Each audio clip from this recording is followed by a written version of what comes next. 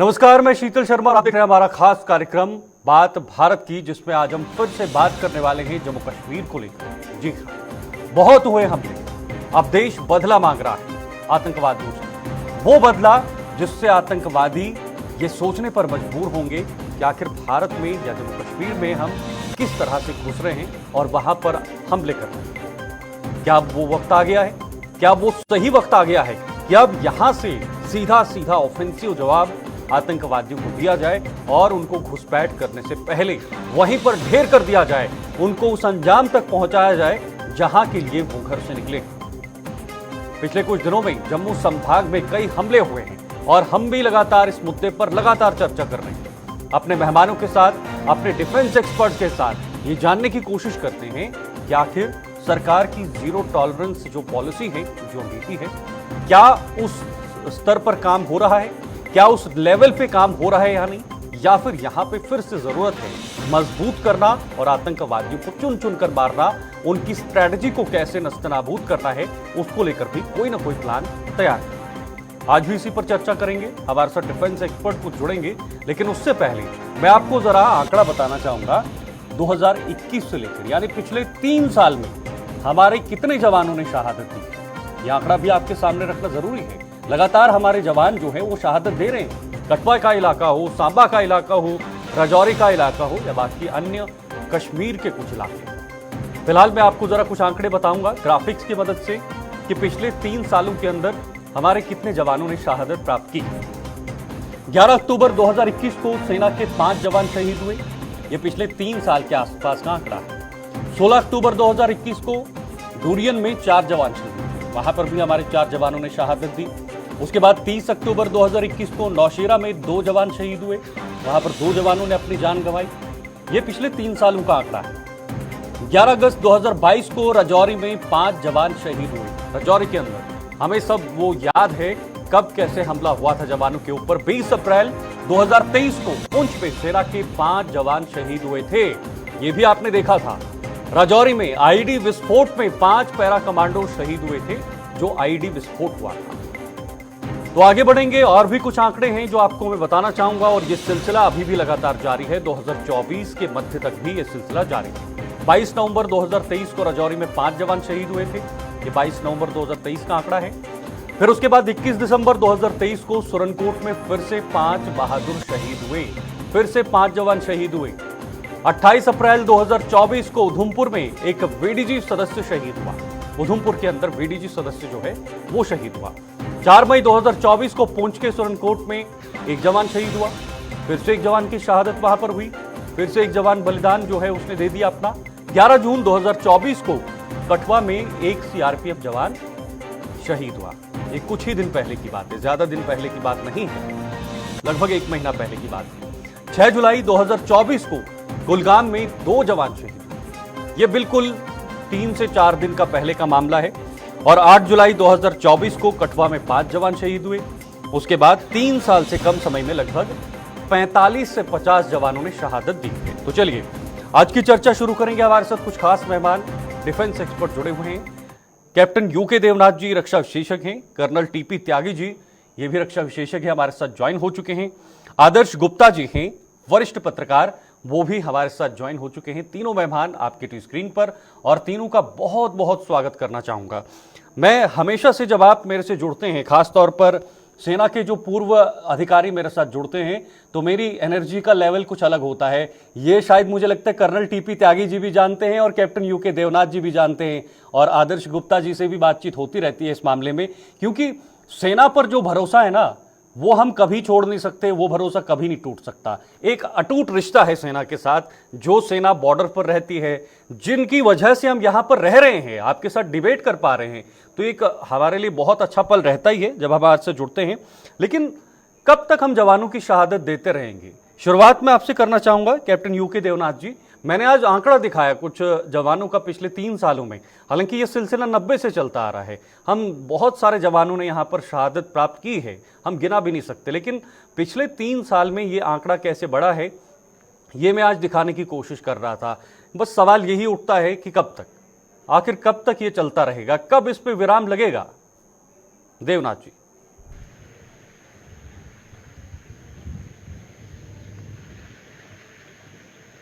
सरकार ने पूरे सिचुएशन पर बहुत ही पैनी नजर रखी हुई है। हम्म। मैं आपके चैनल के माध्यम से दर्शकों को बताना चाहता हूं कि मोदी जी विदेश भ्रमण गए थे, रशिया ऑस्ट्रेलिया गए थे, वहां से वापस आ गए हैं। हम्म। और आते ही सबसे पहले उन्होंने विदेश मंत्रालय, होम मिनिस्ट्री और मिनिस्ट्री ऑफ डिफेंस से रिपोर्ट मांगी बिल्कुल है बिल्कुल। कि जम्मू एंड कश्मीर में जो सिचुएशन है उसको कैसे कंट्रोल में लाया जाए।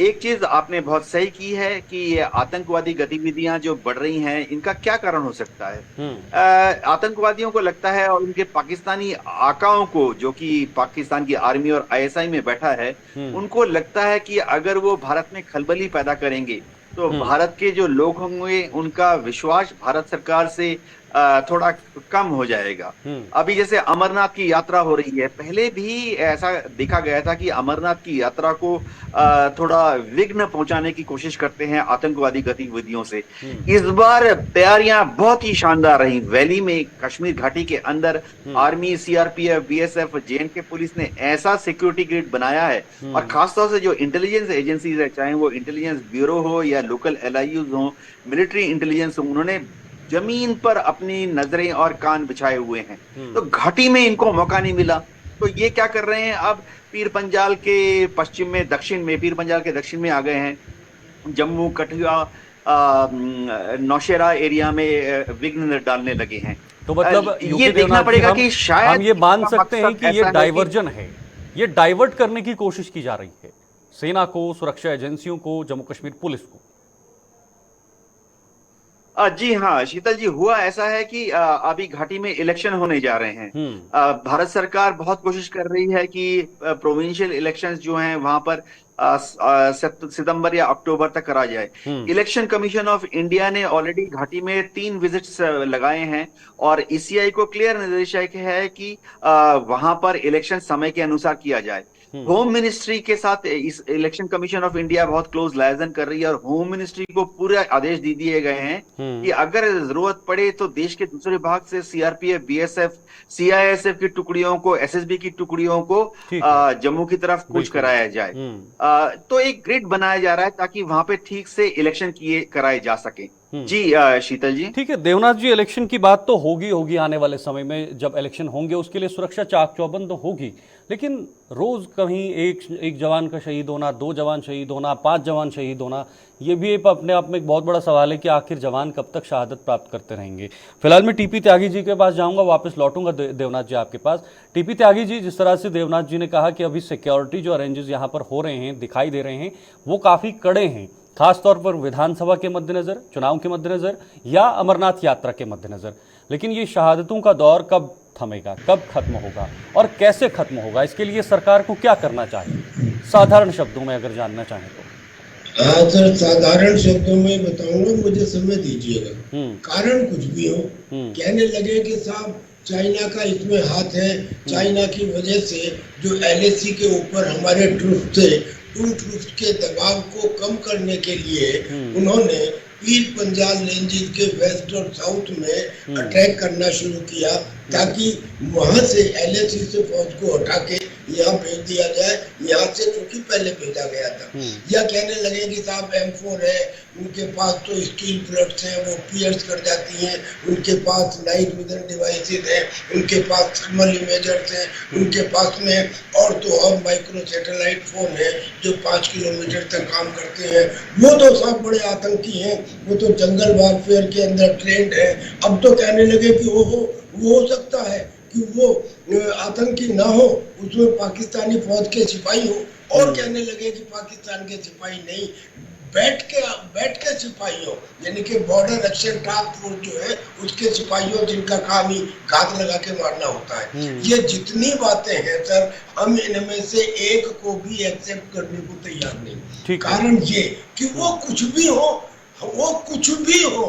हमारा 144 करोड़ का देश, उस देश में कश्मीर के अंदर लाखों की फौज, 4 आतंकी आए और आने के बाद हमला करके चले जाएं और हम एनालाइज करते रहे कि देखो पहले अटैक में एक ड्राइवर ने मारा, जो दूसरा अटैक था उसमें भी ड्राइवर को पहले गोली मारी, पहले अटैक के अंदर इन्होंने घात लगा के हमला किया, दूसरे में भी घात लगा के हमला किया, यानी कि इनका पैटर्न एक सा है। सर ये बिल्कुल एक्सेप्ट करने को तैयार नहीं, जो कमी है वो हमारे यहाँ है। और हमें बहुत वर्तमान सरकार ने पुरानी सरकारों के मुकाबले जहाँ पे हाथ बंधे रहते थे, जहाँ पे ना सर्च करने की इजाजत थी, न टेलीफोन टैप करने की इजाजत थी, इस सरकार ने बहुत दिया, छूट दी है, बिल्कुल ओपन दिया के ओपन हैंड दिया। लेकिन प्रॉब्लम कहाँ आती है? प्रॉब्लम सबसे पहले तो ये आती है कि जम्मू एंड कश्मीर का लेफ्टिनेंट गवर्नर कौन है? वो प्रदेश जिसके अंदर सबसे ज्यादा फौजी हो, वो प्रदेश जो सबसे ज्यादा आतंकवाद से ग्रसित हो, वहाँ का लेफ्टिनेंट गवर्नर यानी कि टॉप लीडरशिप एक फौजी होना चाहिए था। जनरल हो या ब्रिगेडियर हो या कर्नल हो या कोई हो, लेकिन एक फौजी होना चाहिए था, एक सिविलियन को। और मैं आपसे पूछ रहा हूँ, आप बता दीजिए ईमानदारी से, क्या आपको ऑपरेशनल एरिया के ग्राउंड बंकर में जब आर्टिलरी शेलिंग हो रही हो, एक रात बिताने का भी तजुर्बा है? ठीक है, लेकिन तजुर्बा नहीं है जो टीपी त्यागी जी, लेकिन जो आप कह रही कि यहाँ पर लेफ्टिनेंट गवर्नर जो है वो सेना से होना चाहिए, रिटायर्ड कोई होना चाहिए, तो क्या ये काफ़ी है? गवर्नर एलजी तक ये चीज़ें काफ़ी हैं, या फिर इस पर भी कोई केंद्र सरकार को ही फैसला लेना है अंततः? सर जब हम लड़ाई लड़ते हैं तो क्या हम एक ही लड़ाई लड़ते हैं? हम चारों फ्रंट से लड़ाई लड़ते हैं। मैं आपके सामने सिर्फ 3 सॉल्यूशन बताता हूँ, और उन 3 सॉल्यूशंस के लिए हमें कोई कॉन्स्टिट्यूशनल अमेंडमेंट की आवश्यकता नहीं है, वो 24 घंटे के अंदर लागू किए जा सकते हैं। सबसे पहला, lieutenant governor should be change, a फौजी governor should be called.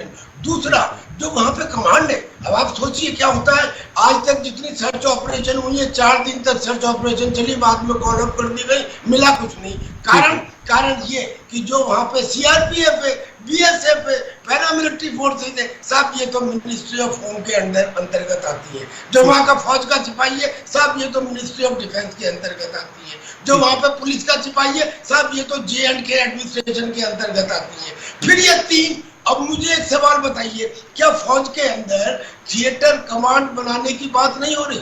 Theatre command क्यों बना रहे सर? आर्मी, नेवी, एयरफोर्स को मिला के थिएटर कमांड इसलिए बनाई जा रही है ताकि हमारा रिएक्शन टाइम मिनिमम हो जाए, हम एक्शन लेने में, हमें तालमेल करने में समय ना लगे। और यहाँ पे joint operation, why not single operation, why not under single command, why not under one commander, और जिसमें ये सारे फोर्सेस हो, और जिसमें खास तौर पर ये डाउट है कि वहां का पुलिस का सिपाही साथ दे भी रहा है या नहीं साथ दे रहा है। ऐसे में एक सिंगल कमांड होना, पहली बात गवर्नर का चेंज, दूसरी बात सिंगल कमांड, और तीसरी बात ये, आप पिछली 3 इंस्टेंस देख लीजिए। अभी पहली इंस्टेंस में जो टीआरएफ ने कहा, उस समय एक आदमी ने 6000 के लालच में उन्हें लोकेशन बता दी कि यहाँ पे श्रद्धालु जा रहे हैं, इनके ऊपर अटैक कर दो। दूसरे के अंदर पता लगा कि एक ही घर के अंदर एक अलमारी के नीचे बाकायदा बंकर बना हुआ है। तीसरे के अंदर पता लगा कि एक गाइड है, लोकल गाइड, जिसने उन्हें बताया कि यहाँ से 2 ट्रक गुजरेंगे, उनको मार दो। इसका मतलब क्या कि स्लीपिंग सेल एक्टिव है? नहीं। लास्ट पॉइंट, जो स्लीपिंग सेल एक्टिव है वो कैसे एक्टिव है? वो इसलिए एक्टिव है कि उन्हें पॉलिटिकल पैट्रोनेज है, और पॉलिटिकल पैट्रोनेज में मैं एक नाम लेता हूँ, एक उदाहरण, और best way to do many things is to do one at a time. ऐसा कौन सा मेंबर ऑफ पार्लियामेंट है जो ये कहता है कि पाकिस्तान ने चूड़ियां नहीं पहन रखी? ठीक है, मैं समझ गया। एटम बम है। अब वो आदमी, एक आदमी को जेल में डालो ना, सीधे Farooq Abdullah, I am telling the name, एक आदमी को डालो, क्योंकि उसकी वजह से स्लीपिंग सेल का मनोबल बढ़ता है। अगर एक के खिलाफ एक्शन लिया तो आप करते रहिए, फिर बाकी बात विश्लेषण। अगर आप इसका हल चाहते हैं, एक political leader, I am telling you the name with so much of confidence. और मैं क्यों कह रहा हूँ, मैंने लड़ाई लड़ी है, मैं जानता हूँ, मैं एक वीर से प्राप्त सिपाही हूँ। एसी कमरे में बैठे हुए लोग अंदाजन लगाते हैं, मैं जमीन की हकीकत जानता हूँ। ये स्लीपिंग सेल इसलिए काम कर रहे हैं क्योंकि इन्हें उनका पैट्रोनेज है।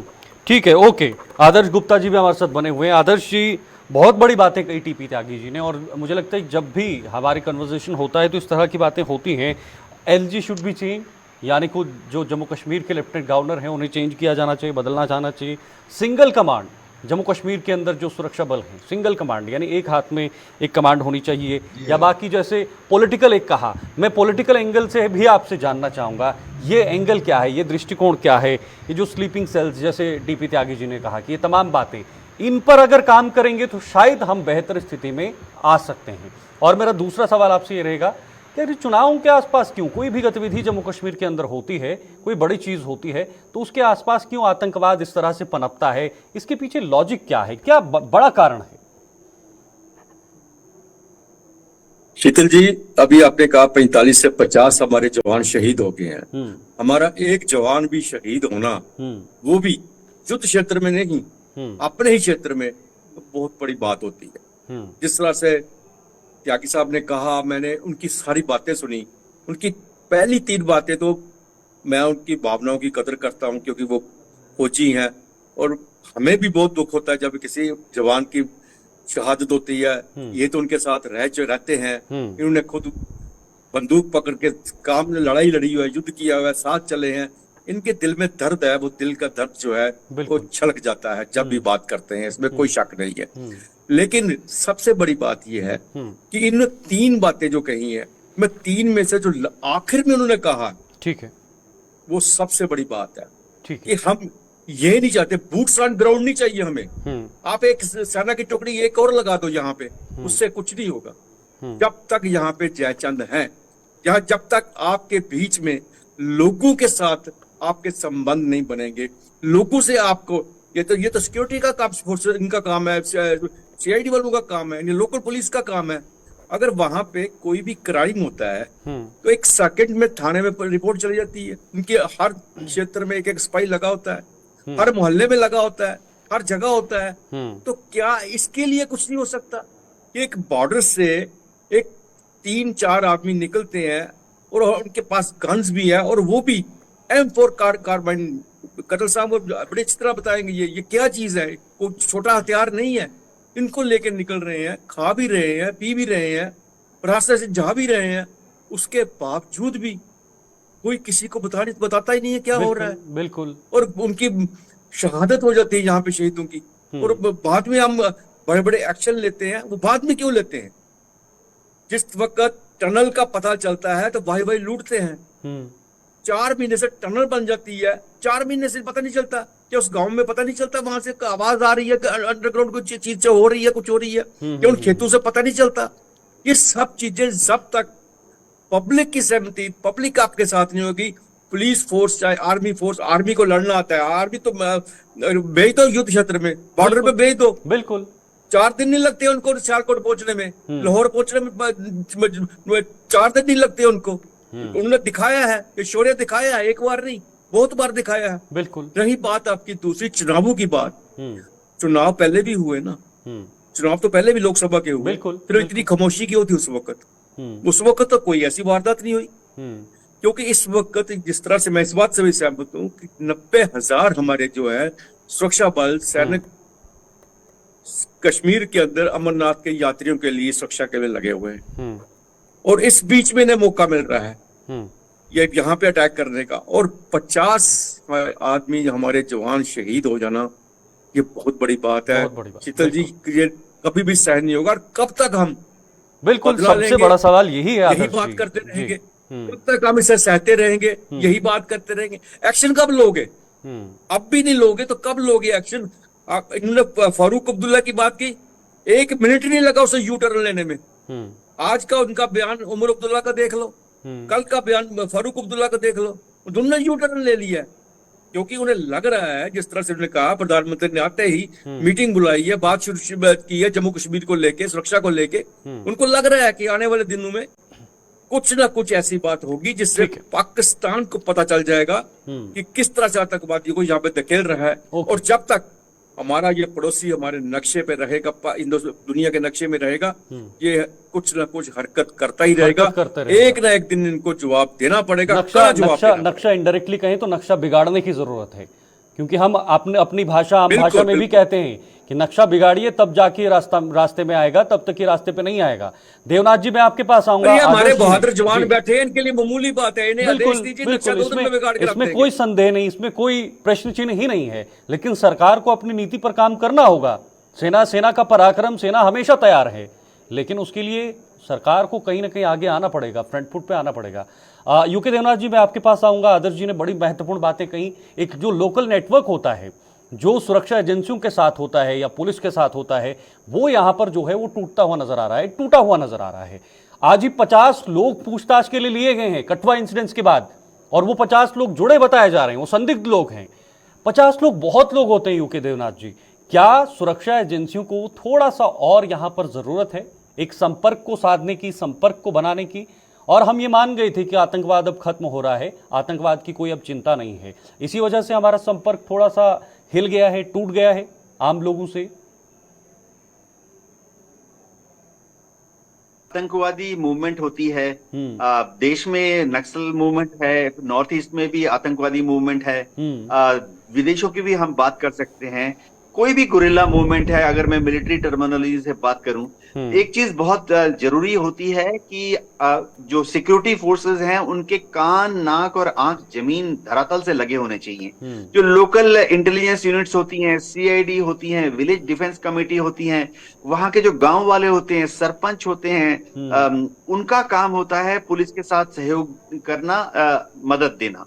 एक और चीज है, मैं अपने एक्सपीरियंस से बता सकता हूं कि एक समय ऐसा था कि गांव में जो चरवाहे होते थे कश्मीर में, ऊंची पहाड़ियों में बकरवाल अपने मवेशियों को लेके जाते थे, वो ही आके बता देते थे कि हुजूर हमने ऊंची पहाड़ियों में कुछ ऐसे लोगों को देखा जिन्हें हम पहचान नहीं पाए, लगता है बाहर के लोग हैं। जो लोकल वहां के गांव वाले होते हैं या लोकल शॉपकीपर्स होते हैं जो कि बिस्किट बेचते हैं, पीने का पानी बेचते हैं, चाय की पत्ती बेचते हैं, उनको ही पता लग जाता है कि उनके यहाँ से बिस्किट और चाय की पत्ती किन ऐसे लोगों ने खरीदी है जो कि गांव के नहीं है।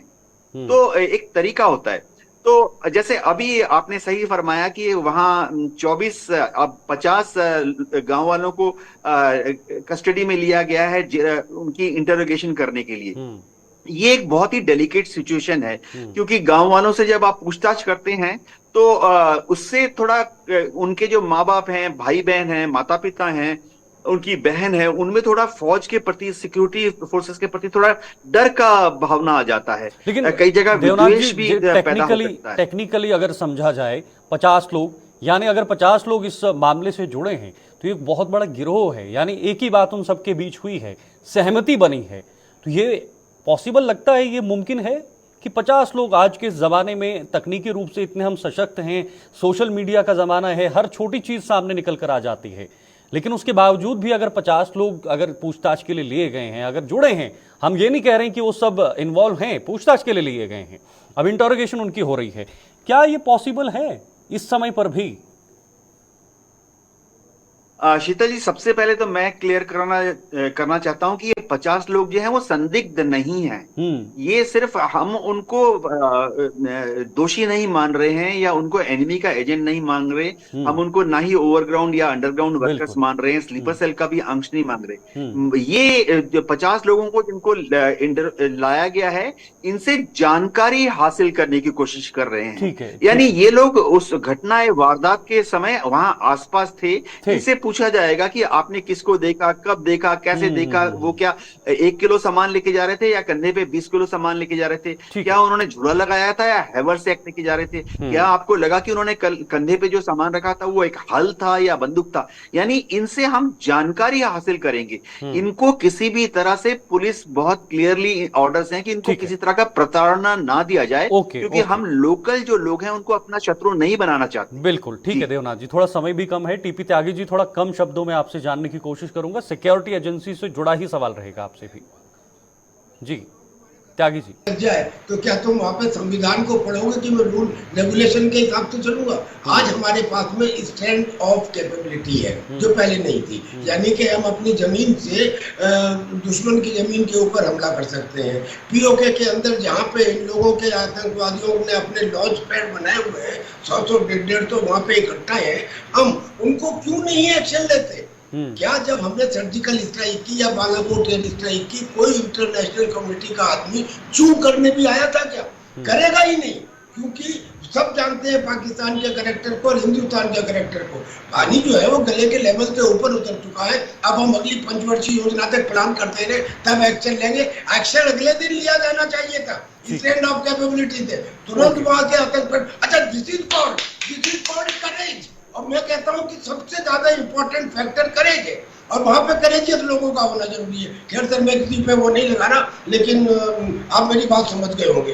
एक्शन हो, इमीडिएट एक्शन हो। बिल्कुल। 6 महीने बाद हुआ तो उसका कोई मीनिंग नहीं। बिल्कुल, तुरंत प्रभाव से यहाँ से जवाब दिया जाए। आदर्श जी, आखिरी जवाब आपसे मैं जानना चाहूँगा, सरकार का दायित्व, सरकार की जिम्मेदारी इस समय पर क्या बनती है, किस तरह से काम करना चाहिए? छोटा सा जवाब।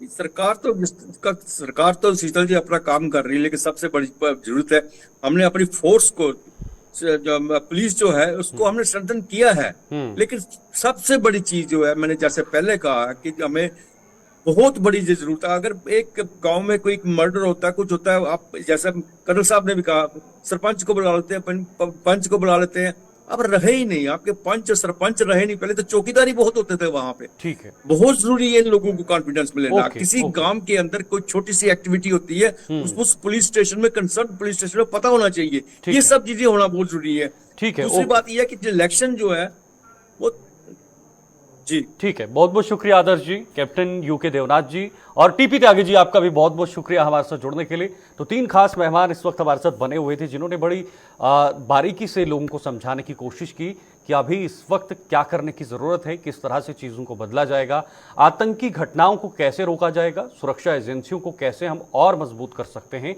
उस दिशा में भी सरकार प्रयासरत है और काम कर रही है। और बहुत जल्द हो सकता है इस पर कोई ना कोई बड़ा रास्ता